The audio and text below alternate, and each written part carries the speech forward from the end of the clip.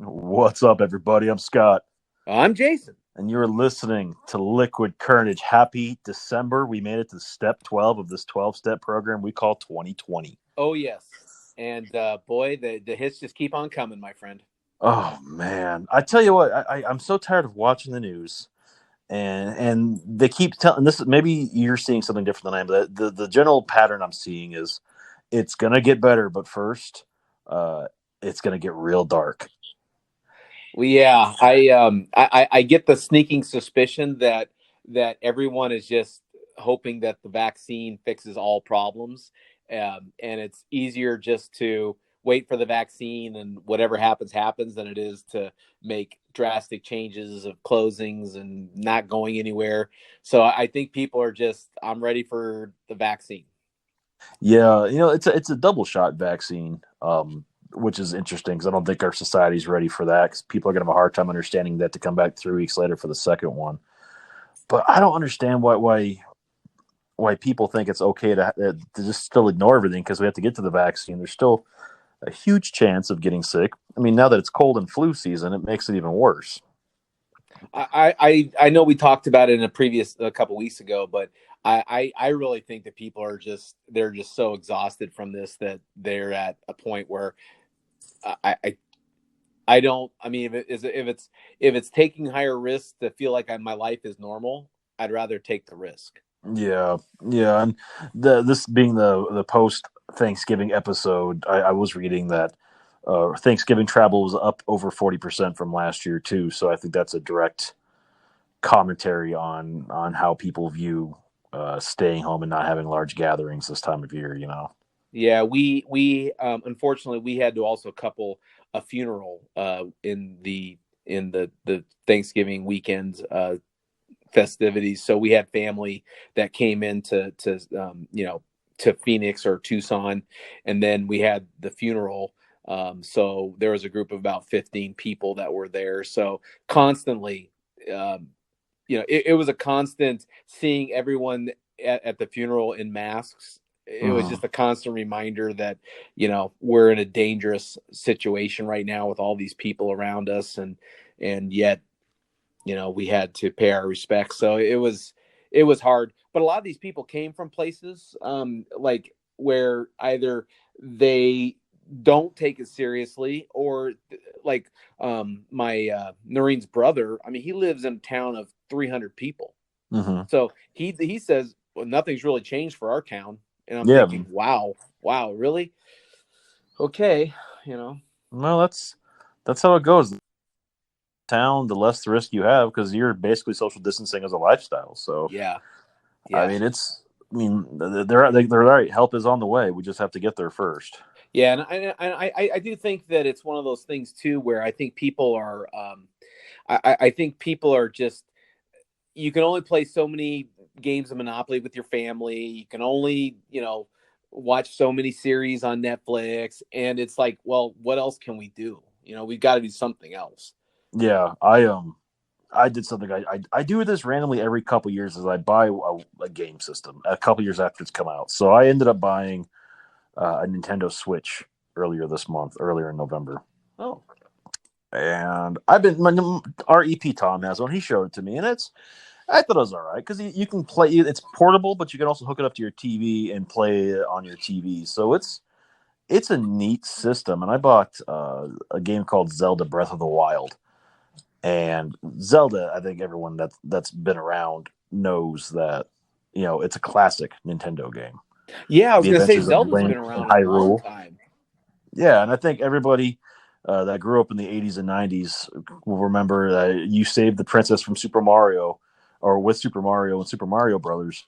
But then also you had to use Link to save the princess to beat Ganon in Zelda, and that was a whole nother adventure. And as Nintendo has progressed with their game systems, they have managed to reboot Zelda and the story, and done so in a very open, magnificent way. And I was blown away by this game. I'm still in it. I'm probably 65-70% done with it. But it's an open world game. Do you know what open world games are?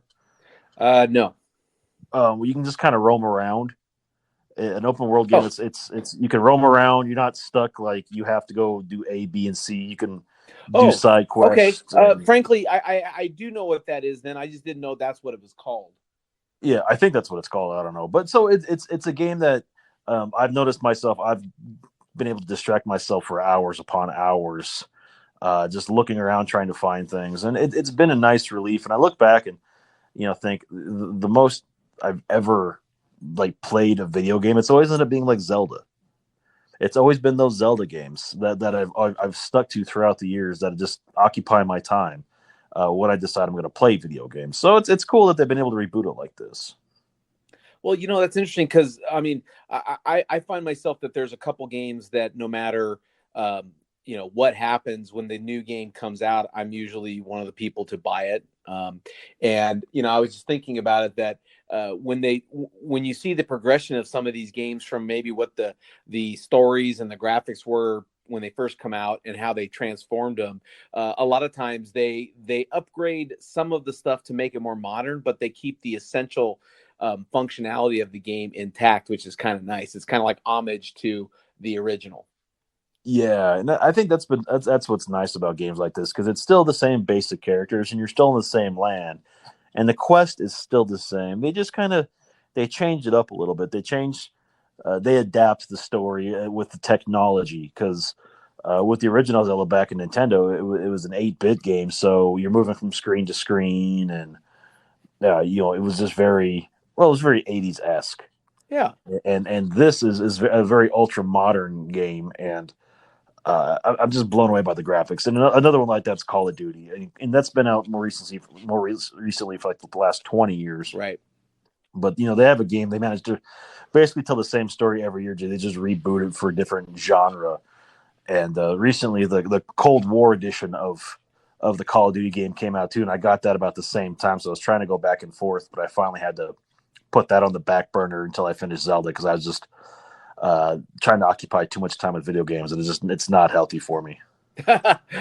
Well, I mean, me and the intern, we usually play Madden football, and he is like he gets it every year. Every year he buys the new Yeah, so do version. I. I buy Madden every year too. I play it for the first couple months it's out, then I don't touch it again. Yeah. Okay.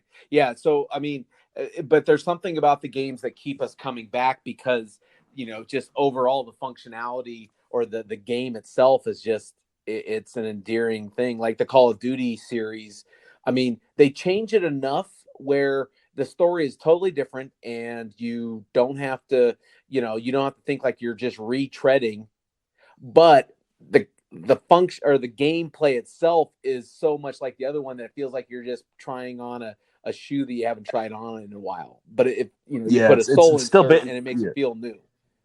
yeah, it's still basically the same game, but it's got a few new tweaks and additions. And I'm the same way with Madden, and that's a game I think you can agree with me on too. We buy it more or less because the updated rosters, but the progression of graphics and the ability of play in that game, 10, 15 years ago versus now it's night and day. Yeah, yeah, yeah. And I think with the advancement of video game systems, we're on the Xbox X and PS5 now. I've seen some of the graphics of the games coming out on there, and I'm surprised they're not looking like actual real life, real world, real camera games yet. I don't know what the industry is like, but I got to think that there is a growing industry for these programmers who can, write programming to build these games, and because it's only going to get more and more strong as more and more people are staying home, or not going out as much. I don't know. I feel like that industry has a lot of growth still in it. Yeah, I would agree too. It's kind of like, to me, video games are a lot like the movies. There's the 7 basic plot lines for storytelling, and realistic, like man meet boy meets girl. I'm not going to go into all of them, but every story breaks down into like one of the 7 story styles, and I think video games are very very much the same. You can only tell the same story so many times, but the players change names. The concepts are basically the same. Do you find, because that brings up a really interesting point, because I feel like the reboots of games has a much better success rate than the reboots of movies. Yeah, I would tend to agree with that too. I'm trying to think of a rebooted movie that just made me go, "Yep, that's awesome. That's what I want. I want that in the movie." And there's only a handful that I think were really good reboots, and you have to define reboot versus a remake too. You know, Oh, okay, interesting. So how would you define the difference?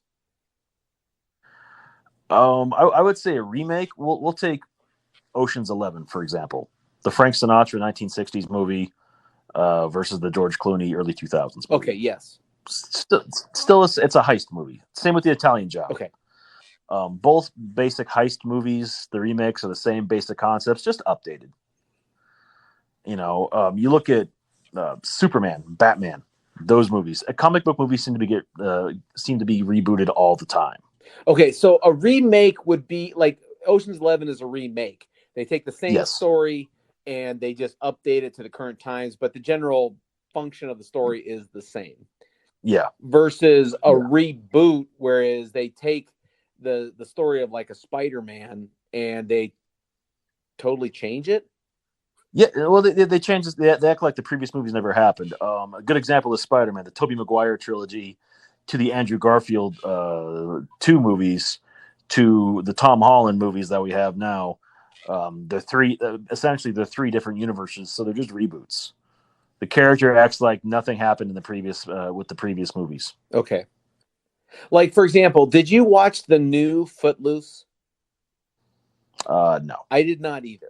I had no interest in watching the new Footloose. I have watched the original Footloose many times, and it is a classic '80s movie where you get the that what you were talking about, boy meets girl. Girl shouldn't be dating this guy, but for some reason he's brooding, so she likes him. There's lots of music and the soundtrack to it, you know. But I did not watch the new version of Footloose. Yeah, it's funny because I think a lot of these reboots, because we're getting with TV shows now too, like Magnum PI, Oh, Hawaii Five O is a reboot. yes. All these classic shows that people might have grown up with, that they're back though, just like a more updated cast and updated plots, and I'm fine with a lot of them. Like some of them I don't see. I'll admit I watched Hawaii Five O. I still watch Magnum PI because to me they're fun, dumb entertainment. I appreciate it when you take a show or a video game and you reboot it with a twist. And one that didn't get a lot of fanfare this year, but I thought was a great twist to it was Fantasy Island the movie. Oh, I didn't. Did you hear about that or No, I see that didn't. I movie? didn't hear about it. It came out back in early 2020, I think around Valentine's Day, right before all the movies shut down. Okay. But the premise was it was just like the show Fantasy Island, except in this case, your fantasies turned out to be horrors, and you couldn't stop it. You had to follow through with the horror of whatever it was. Oh, So okay. it was a very I thought it was a very smart cheeky way to play off of a classic series. Okay. All right. No, I didn't hear of it. I don't watch a lot of TV shows like on, like CBS, NBC, ABC. I don't watch a lot of those shows, Uh-huh. like on a regular basis. If the TV's on and I don't know, it's a certain night and something's on, then I'll watch. But I really don't watch a lot of those shows. What did you think about the reboot or I don't know, reboot, remake, whatever you want to call it, of the movie It? um I liked it a lot. Okay. I prefer the reboots versus the original. The original is good, but it's 90s made for TV horror. Right. Uh-huh. I mean, I think you have to take that into context.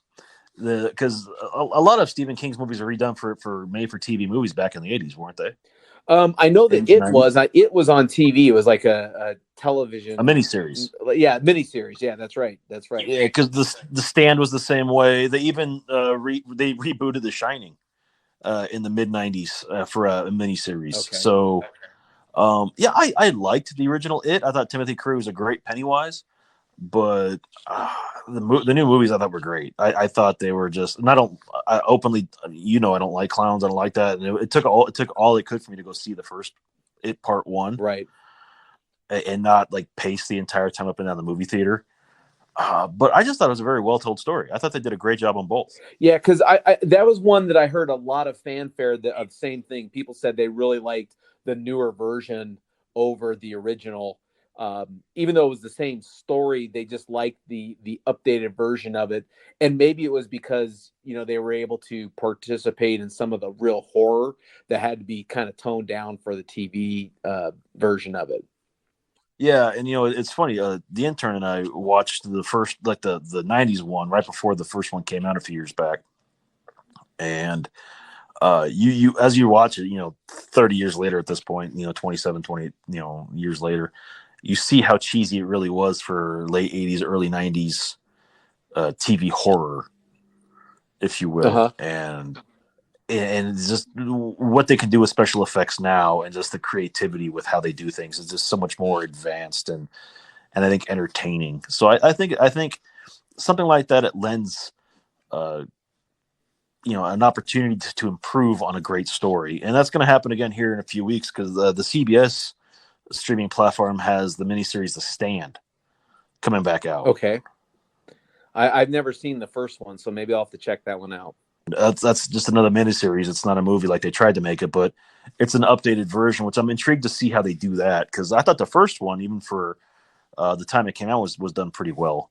Yeah, and I find too, maybe part of it too on these reboots that some of them are successful and some of them are not. Don't necessarily have to do with the actors and the update, but maybe just if a story is really good, that will carry the day. I'm Mm-hmm. not quite sure because I've seen some remakes where they tried to modernize the story and there's no way they could capture it. One of them was they remade Ben-Hur. Yeah, And yeah, I remember that. Yeah, while I mean, I understand that most people in today's younger generation don't know who Charlton Heston is. What made that movie such a powerful movie and what has probably stood the test times is the grandeur of the storytelling that I just don't think they were able to capture that in the remake. I watched the remake and it just maybe that's part of it is that there's no way that I can't remember the actor's name, but the actor who played Ben-Hur, there's no way he can replicate what Charlton Heston did. That's an iconic role that for people who um, know the old movie, they kind of watch it and say, no, I don't think so. I think you wasted your time. yeah. It's funny when you talk about reboots that don't necessarily work all the time. There's also the case where sometimes reboots take a few forms to finally hit. We'll take Planet of the Apes for example. Those are what, 6 movies in the original series, Yeah.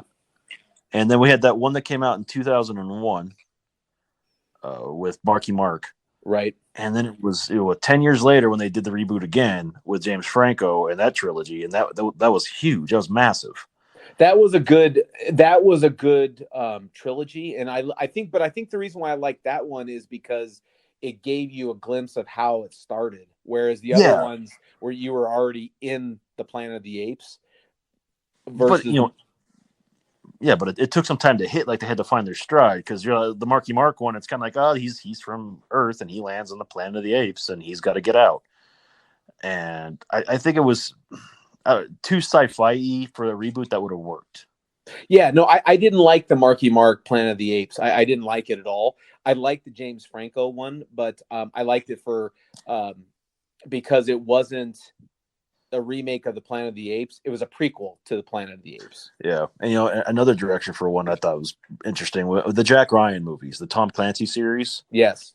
I think that's one that's kind of toiled for years because you started off with Alec Baldwin as Jack Ryan, then he moved on to Harrison Ford, which was very successful. Then Ben Affleck tried to reboot it and it didn't work. Then Chris Pine tried to reboot it and it didn't work.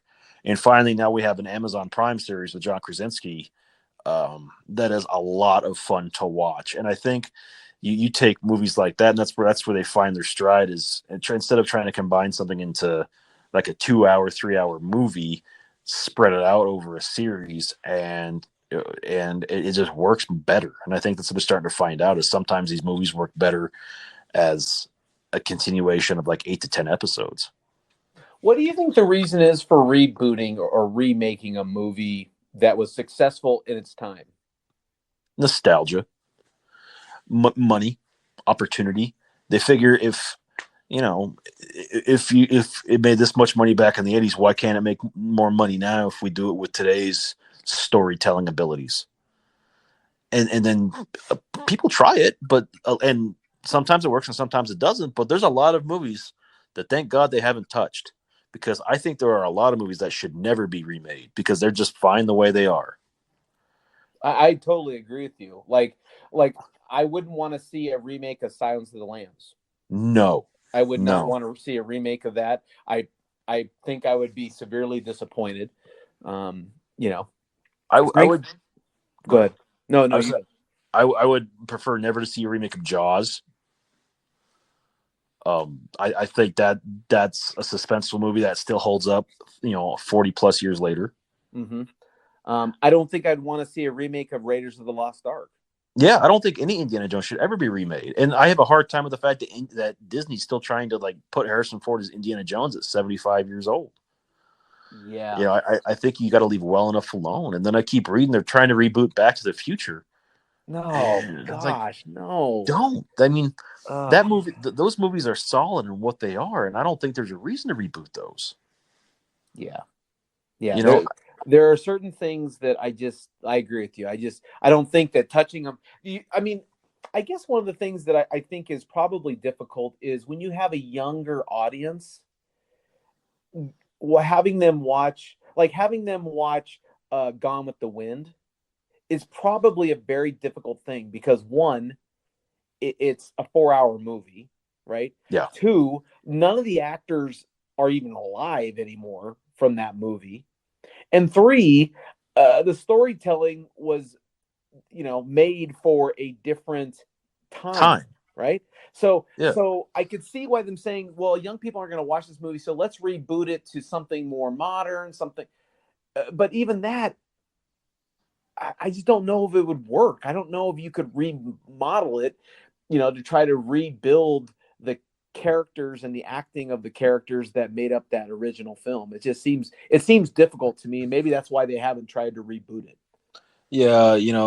I appreciate the thought of some of them, like we'll take the National Lampoon series for example. They did a pretty good job in the 80s and early 90s of keeping the Griswold family together. And they tried to reboot it 4 or 5 years ago with Rusty as an adult, played by Ed Helms, and Yeah, it didn't quite have the same no, ring to it. yeah, And I think a lot of this they call that the soft reboot now, where you're still in the same timeline. It's just it's more advanced in like the time you're telling it or what have you. They're trying that with Transformers, and that failed, but it's interesting to see how people think that they can keep going back to the well, and it just doesn't work. Now, is there a reboot that you would like to see? that's an interesting question because I have a tough time with that because part of me wonders, if the first one was so good, why do you need the second? Why do you need to reboot something that was like Silence of the Lambs? For I mean, Yeah. you don't need to reboot it. So I'd have to think about that. If there's something I'd like to see redone, maybe Breakdance 2, Electric Boogaloo. Oh, I well, wouldn't yeah, mind that's seeing Breakdance timeless 2. classic. No, I Oh, don't know. I'll I, think about that. Um, I think lately I've been more attracted to the true life stories of mhm. things that have happened to people versus, like you said, retreading similar stories that have happened many times before. Um, I know that Disney has tried to or I'm sorry, they've tried to make real stories out of the timeless classics from the '90s. Like they did Aladdin, they did Beauty and the Beast, Oh yeah, redo the cartoons and the redo the movies. cartoons.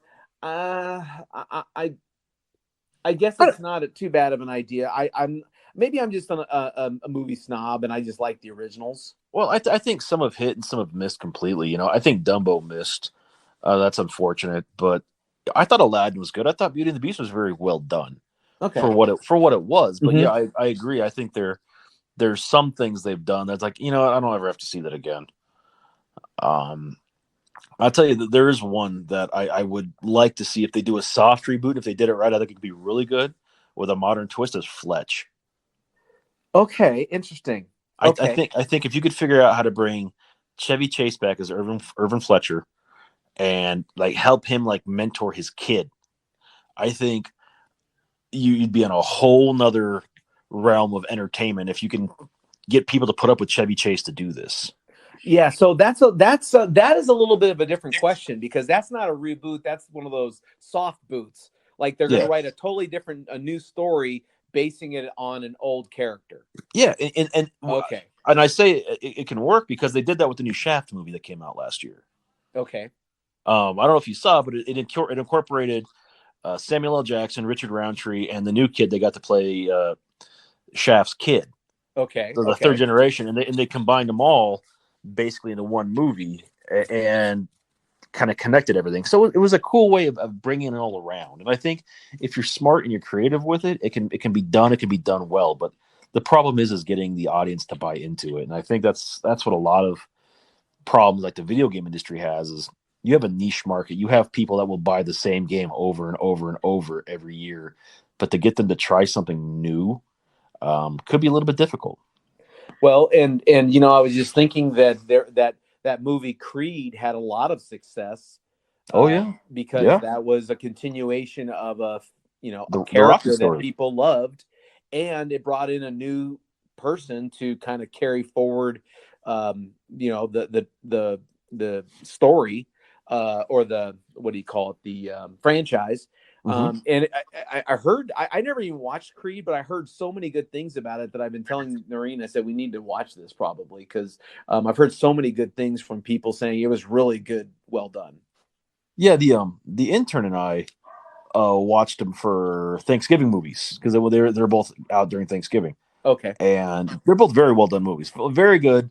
And Michael B. Jordan is one of the better actors of our time right now. You know, I think he's just a guy that's coming into his own, and I'm excited to see what else he can do. Right. Yeah. You know, I guess, and frankly, I don't know if they're going to be able to do it, but I would love to see the next James Bond, whoever that is going to be.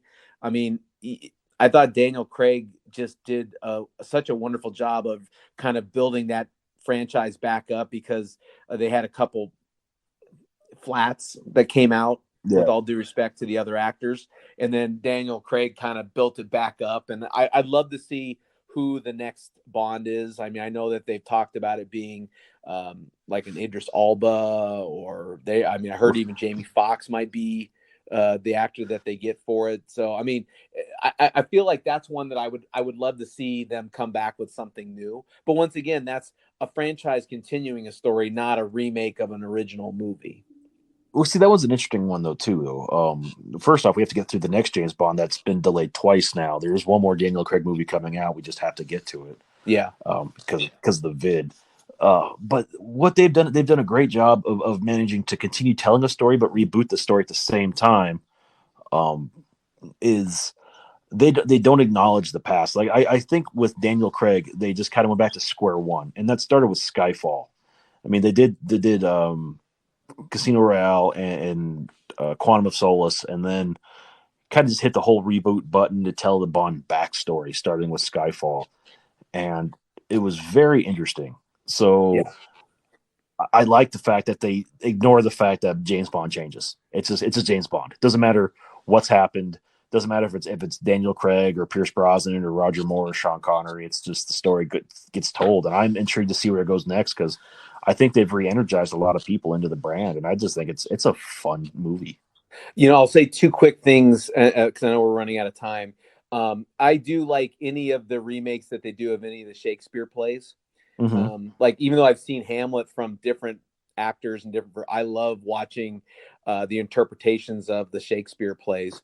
And Yeah, two, I don't know if you're familiar with it, but Kenneth Branagh has actually started redoing or making the Agatha Christie movies. yo, yeah, yeah. Murder on Um, the Orient Express. That was great. yeah, That's a and good now the movie. Death on the Nile is coming up too, and so I'm excited about those because um, you know they're doing a good job with rebuilding that story with brand new actors, but they're great stories. That's what makes it Yeah, important too. Like when you do Hamlet, Hamlet is an iconic story, So you can see it 5 different times, played by 5 different actors, and the emotion is still as Oh, important yeah. as it was on the first time that when Laurence Olivier did it back in the 30s. So I'm excited about anything when there's Shakespeare involved, because those stories are just so well done. But these Agatha Christie stories look like they're going to be pretty good, and looks like there's going to be a few of them coming through the pipeline. So that's all I have to say about that. I was trying to think of something, and that was those two came to my mind. Of I do like those remakes. Those are that Murder on the Orient Express is a lot of fun. But speaking of, it's not a reboot. It's not a soft reboot either, a hard reboot. It's a spinoff of Liquid Carnage. This Thursday night, tonight actually, the day of this release, December the 3rd. Jason and I will be guest hosting on a show our buddy Brian started, Drink with Bink, the brainchild he started here on Liquid Carnage. He finally took it off. It's not a pre-tape show. It is all live. You can find it on Podbean. You can find it on Facebook. Just follow him, like Drink with Bink, and join us. You can ask questions. He's got the whole thing figured out. It's a lot of fun. I dropped in the other week. Um, like I said, it's 7 p.m. December 3rd, Arizona time. So if you're not in Arizona time, look it up on your phone. Everything has that capability now. But if you want to like and hear what we have to say, hit us up on Facebook, Instagram, or Twitter, all at Liquid Carnage. If you want to give our EP Tom a holiday shout out, hit him up on liquid_EP on Twitter and Instagram. I'm excited about tonight too, because it's going to be fun. I've never done a live show. No, I shouldn't say it. We've done a live show on a radio station. We've never done a live show on a podcast. So I'm Yeah, excited. it's fun. He's still trying to figure. I popped in 2 weeks ago to kind of start plugging the show, but he kept bugging me during the Cardinals Seahawks game, and clearly I was busy trying to watch the Yeah, game. you were. But once the game got out of reach, I hopped on there toward the end, and it was a lot of fun. So I'm looking forward to it. So join us. Like I said, it's on Podbean, it's on Facebook Live. Just follow and like Drink with Bink on Facebook, and give him a follow, because he always likes the fans. He interacts a whole lot more than we do. He's better with it, but that's the name of the game sometimes. Awesome. So, Well, thanks, buddy. We really appreciate you. Hope everyone's being safe, had a good holiday, and continue to have good holidays up through the rest of the year. I am Jason. And as always, if you never know quite what to say, just have yourself some Liquid Carnage.